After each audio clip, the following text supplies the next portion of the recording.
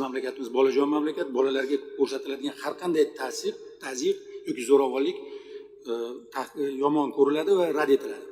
Lekin bitta narsani esdan chiqarib qo'yapmiz biz. Ta'lim tarbiya muassasalari haqida gaplashyapmiz biz. Ta'lim tarbiya muassasasi, tarbiya jarayonini tabiatida qanaqadir zo'ravonlik desak noto'g'ri bo'ladi, bosim bor. Ta'limda majburlash bor. Ota-bobolarimiz ham ta'limda majburlab olishgan, keyin ilmli odam paydo bo'lgan. O'qituvchining maqomi to'g'risida Konstitutsiyaning 52-moddasida aytilgan eng muhim narsa o'qituvchining mehnati qadrlanadi deb aytilgan. O'qituvchining mehnati nimadan iborat? O'qituvchining mehnati siz bilan bizni bolamizni tarbiyalash va ta'lim berishdan iborat. O'qituvchi bu ishni juda og'ir amalga oshiradi. Men urushiga qarshiman, o'qituvchini bolani tahqirlashiga qarshiman, o'qituvchini bolani kamsitishiga qarshiman. Zo'ravonlikning elementlari 80% elementlarini o'qituvchi tomonidan bolaga qilinishiga qarshiman. Biz qarshimiz u narsaga. Lekin biz zo'ravonlik degan tushuncha bilan hammasini kirgizib yuboryapmiz va u yerda har qanaqa sharoitda ham bitta ota-onani yaxshi ko'rgan farzandiga o'qituvchini qilgan xatti-harakatini jinoyatga aylantirib qo'yadigan norma qabul qilyapmiz. Birinchidan, ikkinchidan, o'qituvchini bir o'ylab ko'ring. Dars berish kerak. Bir kunda 5-6 soat dars berish kerak. Bitta o'qituvchi bilan sudlashib qoldi. Sud protsessi boshlandi. Ota-onasi sudga berdi. O'qituvchi sudga qatnaydi. Uni maktabdagi maqomi nima bo'ladi? Uni sha'ni qadr-qimmati nima bo'ladi?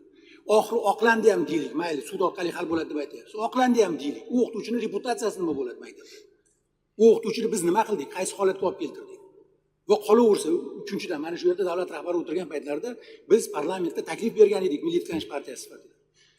Biz hozir 700 mingga yaqin o'qituvchini taqdirida 100 ta 200 ta o'qituvchi bilan yuzaga kelgan pretsedent haqida gapiryapmiz. Biz o'shanda taklif berganimizda aytgan edik, o'qituvchilarni tanlash tizimini takomillashtiraylik. Zo'ravon o'qituvchi, shilqim o'qituvchi, jinsiy zo'ravonlik qiladigan o'quvchisi bilan aroq ichib o'tiradigan o'qituvchi maktabda nima qilib yuribdi? Biz unga chora ko'rish orqali butun o'qituvchining reputatsiyasini xavfga qo'yyapmiz. Butun maktab tizimini xavfga qo'yyapmiz. Qolaversa, prezident tomonidan boshlangan maktab islohotlarini xavfga qo'yyapmiz. O'qituvchining maqomini xavfga qo'yyapmiz. Yaponiyani misol keltirdik, juda to'g'ri. U yerda ham zo'ravon o'qituvchining javobgarligi bor, lekin zo'ravon o'qituvchi yo'q ularning maktabida. Hamma o'qituvchini o'shancha ko'chaga ko'rganda egilib salom berishadi. Nimaga? Chunki u haqiqiy o'qituvchi. Biz shunaqa o'qituvchilarni tarbiyalay olmaganmiz.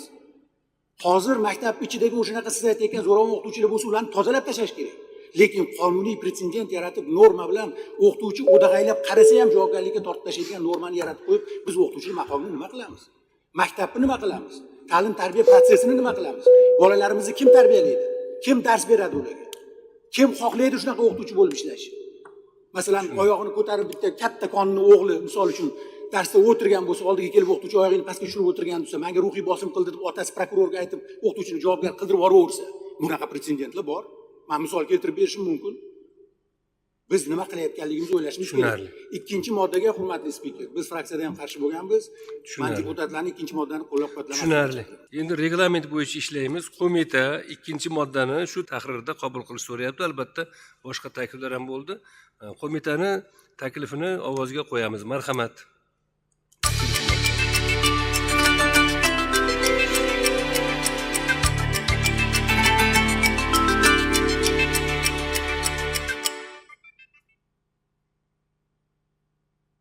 Qabul qilinmadi. Biz reglament bo'yicha qo'mitaga buni yana qayta ishlash uchun qaytaramiz, keyingi yig'ilishlarga yana olib chiqasizlar.